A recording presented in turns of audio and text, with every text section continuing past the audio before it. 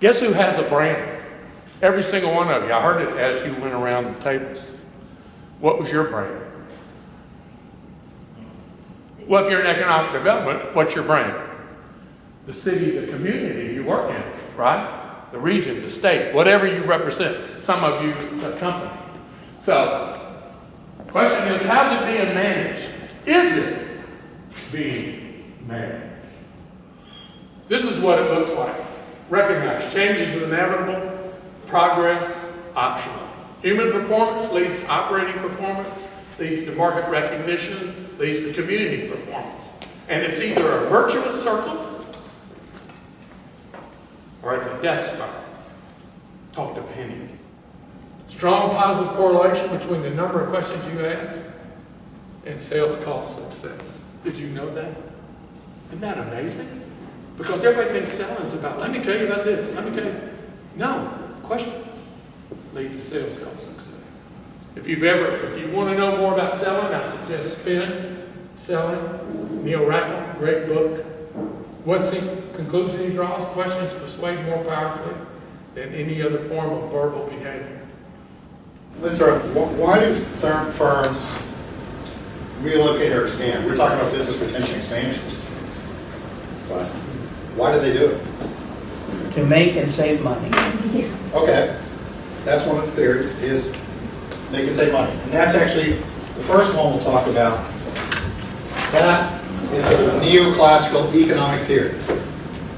That is the theory that businesses are trying to do cost minimization and profit maximization, and they have complete knowledge to make all the decisions. So from your analysis, what industries are concentrated in Mississippi? Well, that's probably going to be your LQ analysis. LQ is the concentration. What industries are growing and shrinking in concentration in Mississippi? So that's where you look at the LQ of 2001, 2011, see the changes there. What industries appear to have a competitive advantage in Mississippi based on shift share? What industry clusters can you identify from this analysis? We've talked about a couple different ways to do it. HICA's, Myers is probably the easiest way. You know, what kind of clusters do you identify in Mississippi? Say your industry grows 100%. You're like, oh, this is great. But then you find the national economy grows 10%, and the industry nationally grew 90%. So you're not growing any more than you'd expect to grow. So you're really just controlling the national growth of the industry and the growth of the economy. A company hires a site selection company, and the site selector basically has to help the company find the best location, you know, the lowest cost, whether it's closest to their customer or their supplier, the location that makes most sense for a company. And the search area can be on an international realm. You know, we sometimes compete with Asia, but mostly we compete with other locations in the Southeast and specifically other port locations.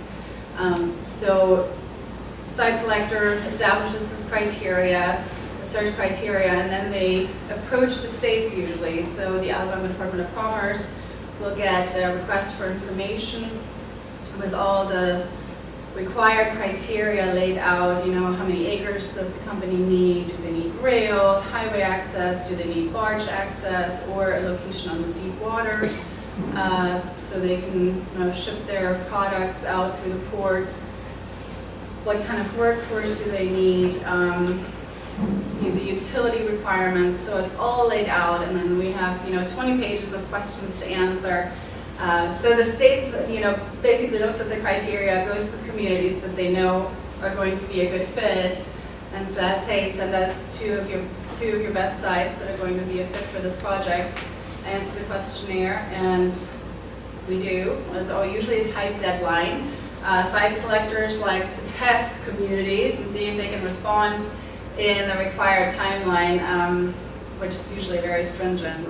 So, how did technology transfer start? Well, the first thing is that it's there for the public benefit. So what happened was, for those of you who may be old enough to remember, in the 70s we went through a lot of inflation, and there was a lot of challenges in the economy, and there was a lot of money being poured into R&D from the federal level. roughly, I think it's probably about I'm guessing it was about 75 billion somewhere in there. So what the federal government wanted to see was tangible results from this investment. They realized that universities at that point, or small businesses or government or other NGOs, who were the recipients of federal funding were not allowed to actually pursue intellectual property based on those investments. So the Bayh-Dole Act was implemented in 1980, and this gave universities, small businesses, foundations, not-for-profits the opportunity to actually go out and elect title from the government to pursue the invention. Here's your test. Here's your test. I'm going to give you the answers real quick. Ready?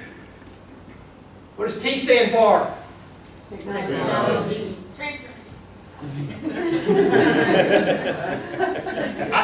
She gets extra credit. Just because she, class participation. Okay? What does E stand for?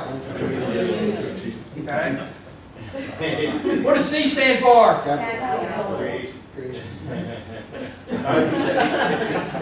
What does H stand for? What does BA stand for? It does not bad, but, okay? What does BA stand for? Does that help you on your test? A little bit? That helps me, man. I'm telling you. What does S stand for? And or social quality. I'm going to tell you for a loop, okay? I'm sorry. All right? And then, they're famous. What does ED stand for? Okay? I'm going to throw you for a loop for sure. It stands for, in this case, essential development infrastructure. And I'm going to tell you, this is how it works. If you want to do tech-based economic development, this is a mountain you've got to climb. If you don't have the basics, the essentials, you're not going to be able to get up there, okay? What was the number one basic you guys said you had to have? Workforce. Workforce. Number one.